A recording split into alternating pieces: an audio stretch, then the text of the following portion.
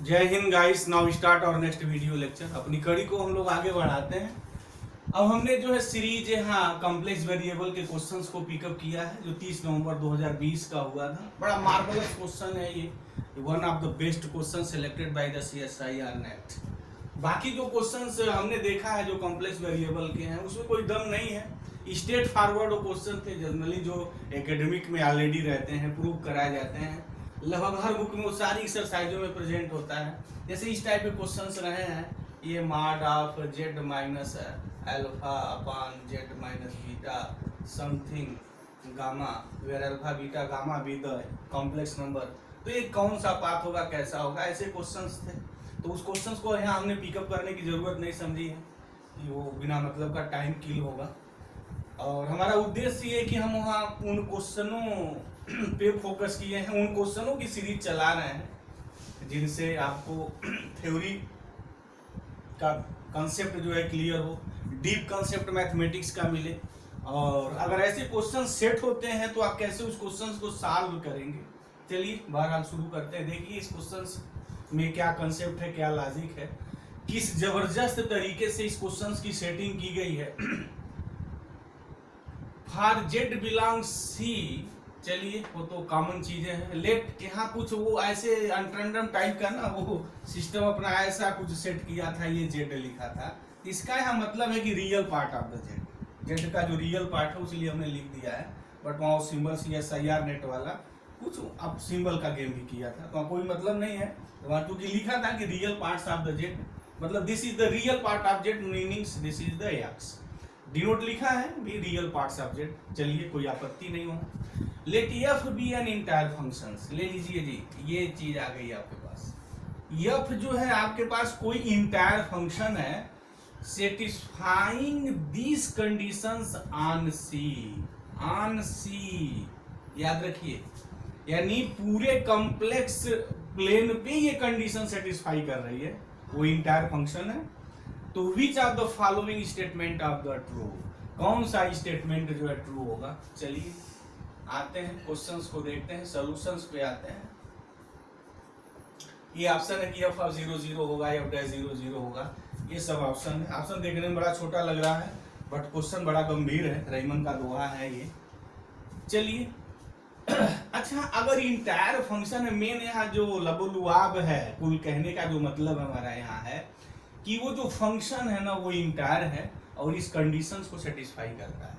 तो entire functions की बहुत सारी प्रॉपर्टीज है, बहुत सारी कंडीशंस है, बट यहाँ कुछ कंडीशंस की हम यहाँ बात करेंगे, कुछ प्रॉपर्टीज की बात करेंगे, कुछ उसकी जबरदस्त थ्योरी की एप्लीकेशंस की बात करेंगे कि अगर कोई फंक्शन इंटायर है, इस बात को always keep in mind here, अगर कोई फंक्शन एफ जो है आपके पास इंटायर है तो इसका जो रेडियस ऑफ कन्वर्जेंस होता है ना वो इन्फिनिटी होता है, राइट। यानी पूरे वो इनार्टिक प्लेन में, वो पूरे कॉम्प्लेक्स प्लेन में इनार्टिक होता है, ठीक है। रेडियस ऑफ कन्वर्जेंस इन्फिनिटी होता है पूरा, हाँ ठीक, रेडियस ऑफ कन्वर्जेंस जो होता है इन्फिनिटी होता है, ऑलवेज कीप इन माइंड। और इसको हम कॉम्प्लेक्स प्लेन के किसी पॉइंट पे by means of the Taylor's theorem expand कर सकते हैं।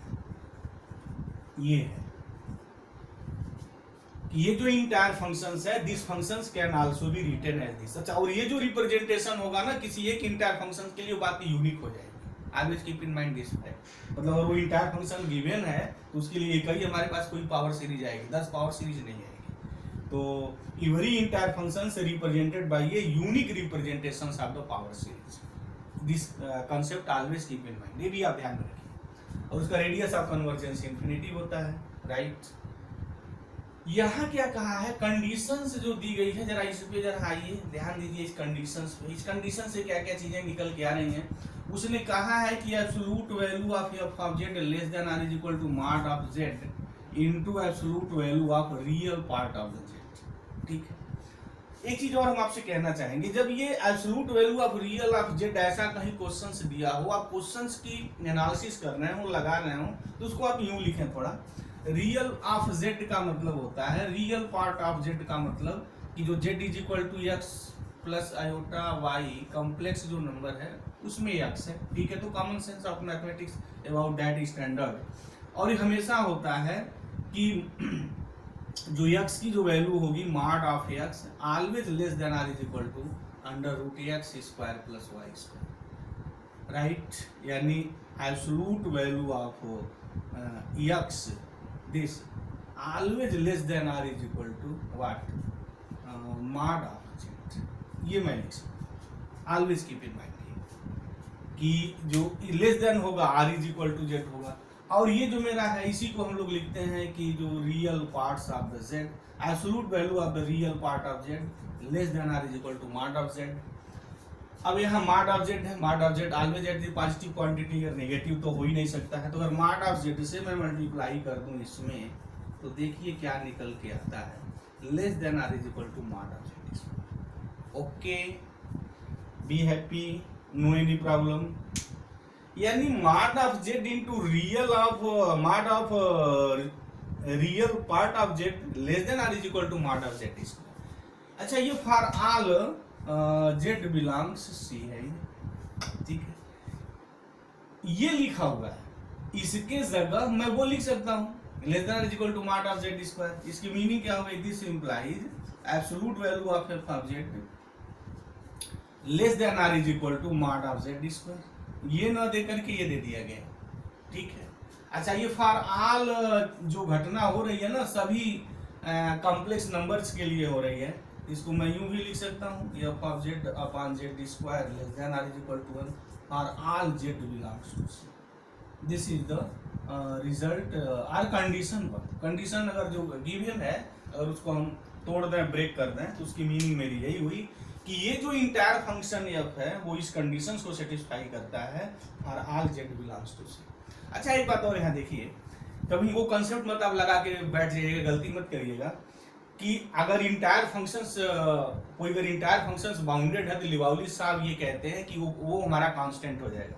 लेकिन एफ ऑफ जेड यहाँ इंटायर है, अपॉन जेड स्क्वायर कर देंगे तो इंटायर की बात जो इंटायर नहीं रह जाएगा ना, पता नहीं इंटायर होगा या नहीं, मैं डायरेक्ट तो कह नहीं सकता हूँ कि this entire functions less than are is equal to 1 bounded तो एक कांस्टेंट होगा, नो, कि पता नहीं इंटायर फंक्शन है या नहीं। अब हम उसी के एनालिसिस करने जा रहे हैं कि एक्चुअल में फंक्शंस है क्या, इसका कैरेक्टर कैसा है, उसके कैरेक्टर्स में हमारा एफ ऑफ जेड छुपा हुआ है। तो चलिए, अब जब ये less than are is equal to निकल जाए ना, तो उसके लिए आप क्या करिए कि लेट कर लीजिए, let G of Z is equal to F of Z upon Z square.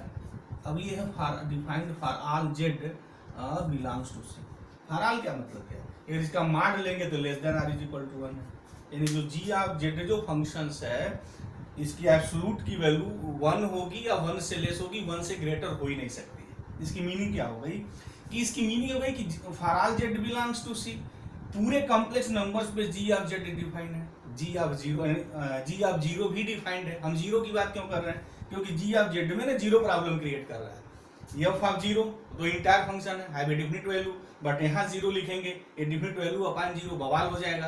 तो उसको हम थोड़ा एनालिसिस कर रहे हैं। देखिए, ये कंडीशंस क्या कह रही है कि अगर मैं यहाँ जेड जीरो पुट कर दूं तो F of zero upon zero square zero less than are is equal to 1, meaning कि जीरो पर भी ये जो फंक्शन है, जो मॉड के अंदर जो चीजें लिखी गई हैं वो भी डिफाइंड है। यहाँ लिखा है ना for all Z belongs to C, this quantity less than are is equal to C for all Z belongs to c. तो जेड में 0 लिखूं, 1 लिखूं, 2 लिखूं, 3 लिखूं, 1 प्लस आयोटा लिखूं, 20 प्लस आयोटा लिखूं, जेड की वैल्यू कुछ भी लिखेंगे उसकी वैल्यू आपको मिलेगी। यानी कहने की हमारी मीनिंग है हुई कि जो जी ऑफ जेड जो फंक्शन है ईच जेड पे डिफाइंड है, ठीक है, ओके, कोई प्रॉब्लम नहीं। ये तो बात बिल्कुल समझ में आ गई होगी, इसको नोट कर लें।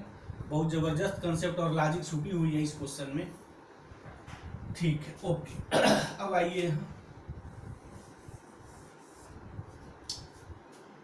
जी ऑफ जीरो अगर हम निकालना चाहें तो what is the value of ji of zero, यह हो गया F of zero upon zero square means zero.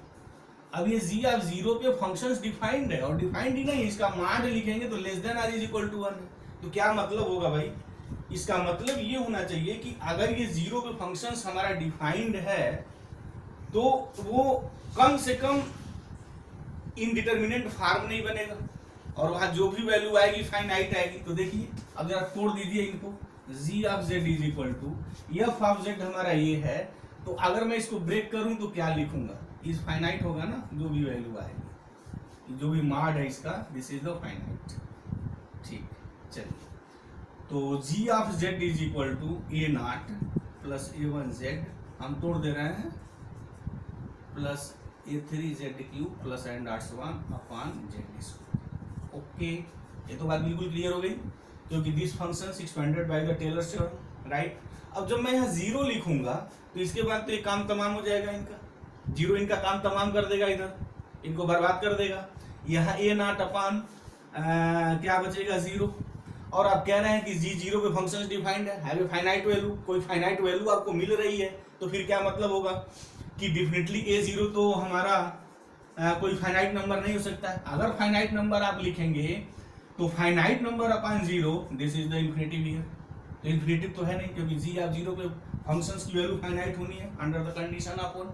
ये तो आपको बिल्कुल बात क्लियर हो रही है। तो इसकी मीनिंग क्या होगी कि अगर ये जीरो नहीं हुआ तो फिर तो ये बवाल हो जाएगा, वो इन्फिनिटिव हो जाएगा। तो फिर ए नॉट जीरो को जीरो होना पड़ेगा। किस कंसेप्ट के अकॉर्डिंग? उस कंसेप्ट के अकॉर्डिंग, क्योंकि जी ऑफ जीरो पे फंक्शंस की वैल्यू फाइनाइट है, डिफाइंड है। तो डिफाइंड तभी होगा जब ए नॉट की वैल्यू जीरो होगी। तो चलिए अब आ जाइए, तो ए नॉट यहाँ मेरा जीरो हो गया, यानी ये जो फंक्शन एफ ऑफ जेड होगा, इस एफ ऑफ जेड में ए नॉट की वैल्यू जीरो मिल गई। तो फिर अगर ए नॉट अगर जीरो हो गया तो फिर ये कहानी यहाँ से शुरू होगी। ओके, अब अगेन आइए उसी कंसेप्ट पे। अगेन जी ऑफ जीरो पे फंक्शन से डिफाइंड है, हैव ए फाइनाइट वैल्यू, क्योंकि g of zero mod of ji of zero less than are is equal to 1 होना है। तो जब जी ऑफ जीरो लिखेंगे तो ऊपर तो यहाँ सब जीरो हो जाएगा और नीचे भी जीरो हो जाएगा।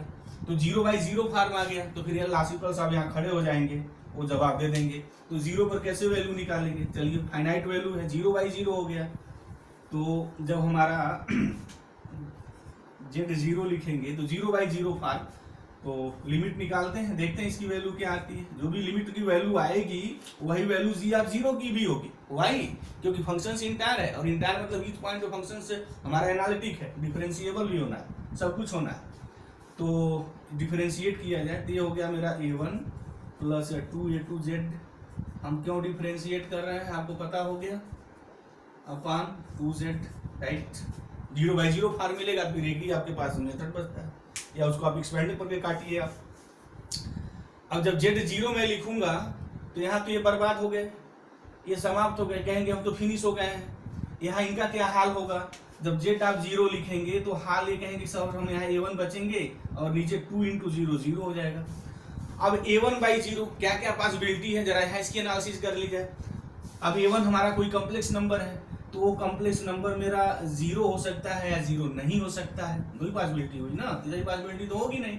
तो अगर कॉम्प्लेक्स नंबर जीरो हुआ तो again zero by zero form आएगा। अगर ये जीरो नहीं हुआ, कोई भी अगर फाइनाइट नंबर हुआ कॉम्प्लेक्स का, तो non zero upon zero, definitely this is the infinity. तो फिर वो तो बर्बादी की कहानी शुरू हो जाएगी। तो फिर क्या पॉसिबिलिटी बची? अगर a1 आप कहेंगे सर जीरो नहीं है, तो फिर कहानी तो फिर तो बर्बाद हो जाएगा। तो फिर क्या है, जीरो बाई जीरो की वैल्यू निकलनी चाहिए, डिफाइंड है, तो a1 को जीरो ही होना पड़ेगा और कोई हमारे आपके पास चारा नहीं है। This concept is the clear. बिल्कुल क्लियर है, आपको होना भी चाहिए। हमने क्लियर भी किया, क्यों? क्योंकि अगर a1 अगर आप जीरो नहीं है तो finite number upon zero infinitive हो जाएगा, लेकिन ये इन्फिनिटिव नहीं होना है, क्योंकि जी आप जीरो है फाइनाइट नंबर। तो फाइनाइट नंबर होने के लिए क्या होना पड़ेगा? कहेंगे a1 हमको आप जीरो कर दीजिए, हम खुश हो जाएंगे। तो उनको जीरो कर दिया। अब देखिए क्या हो गया। अब जब आप a1 जीरो करेंगे तो फिर क्या आ जाएगा, तो फिर यहाँ से वैल्यू शुरू होगी। अब तो फिर आपको मजा आ गया होगा, जेड स्क्वायर नीचे देख के जेड स्क्वायर को ऊपर देख करके। अगर मैं यहाँ जीरो लिखूं तो फिर क्या होगा, जीरो बाई जीरो होगा। तो फिर आप फार्म निकालते रहिए, तो जेड स्क्वायर कॉमन लेकर के काट दें, तो फिर g of Z is equal to this much, इस टाइप का होगा। तो अगर कॉमन निकाल के मैं काट दूं तो g of Z is equal to what, यहाँ हो जाएगा a2 plus a3z plus a4z square plus n dots 1, right. तो हमारा एफ ऑफ जेड क्या होगा? हमें जी ऑफ जेड के बारे में बात तो करनी नहीं है, बात तो मुझे जी ऑफ जेड की करनी है। तो जी ऑफ जेड कैसा है भाई? G of Z is equal to a2z square a3z cube plus n dots 1। ये हमारा फंक्शन, हमने फंक्शन निकाल दिया। यानी CSIR नेट वाले जो कंडीशन सेट किए थे, जो दो कंडीशन मेरी थी, पहला है कि फंक्शन से इंटायर है, दूसरा इस कंडीशंस को सेटिस्फाई करता है, तो फंक्शन मेरा ये होगा, दिस फंक्शन ये। और every entire function is uniquely expressed by the Taylor series, हमेशा एक यूनिक एक्सपेंशन होगा, तो मेरा ये फंक्शन है दिस। अब अलग है कि वो मेरा जो इनफाइनाइट सीरीज मिल रही है किस पॉइंट कहाँ पर वो कन्वर्ज कर रही है। अच्छा, रेडियस ऑफ कन्वर्जेंस उसका इनफाइनाइट है, किसी न किसी पॉइंट पे कन्वर्ज होना ही होना है, जो भी इनफाइनाइट सीरीज लिखी जा रही है। ओके, अब आ जाइए अपने ऑप्शन पे आ जाइए। अब तो मुझे लगता है कोई भी इसका जो है ऑप्शन धड़ल्ले से ट्रिक कर सकता है, उसके लिए कोई प्रॉब्लम ही नहीं है। कह रहा है कि F of 0 is equal to 0 होगा। अच्छा, स्टेटमेंट आर ट्रू की बात करनी है, ठीक है, ओके। तो एफ ऑफ 0 0 होगा क्या? एफ ऑफ 0 यहाँ लिखिए, 0 लिखेंगे तो 0 आएगा, ठीक है, ओके। एफ डैश, अगर एफ डैश आप जेड निकालते हैं तो क्या आएगा? 2a2 z plus 3a3 z square plus n dot son. F dash 0 लिखेंगे तो अगेन 0 आएगा, ठीक है, ये भी बात सही है। अच्छा, the only entire function satisfying the given property is F of Z is equal to 0। नहीं, ये तो फिर पर्टिकुलर केस हो जाएगा। अगर सारे कांस्टेंट इसके 0 हो जाए तो कंडीशन हमारी सेटिस्फाई हो जाएगी, तो ऐसा तो है नहीं यहाँ कि यही एक फंक्शन होगा इंटायर फंक्शन जो F of Z is equal to 0 होगा। नहीं, फंक्शन तो हमारा ये है, राइट है, तो 0 है नहीं, 0 इज द पर्टिकुलर केस। तो अच्छा, मे भी अगर होता तो भी बात हो सकती थी। अब यहाँ देखिए, क्योंकि CSIR नेट वाले या नेशनल लेवल कंपटीशन जो होते हैं मैथमेटिक्स के, उसमें लैंग्वेज में बड़ी जबरदस्त गेम खेली जाती है। अगर यहाँ मे भी लिखता तो फिर ऑप्शन ट्रू हो जाता। कह रहा कि the only entire function, only लिखा है, तो ओनली तो ऐसा है नहीं, बहुत सारे होंगे, देख ही रहे हैं, तो फिर तो ये बर्बाद हो जाएंगे। कह रहा है कि there exist a non constant entire function. Yes, non constant entire function है ये, satisfying the given property. Yes, absolutely, option 4 is also absolutely right here. But हमने ऑप्शन तो नहीं देखे हैं, आंसर की मुझे उपलब्ध नहीं है कौन सही है कौन गलत है।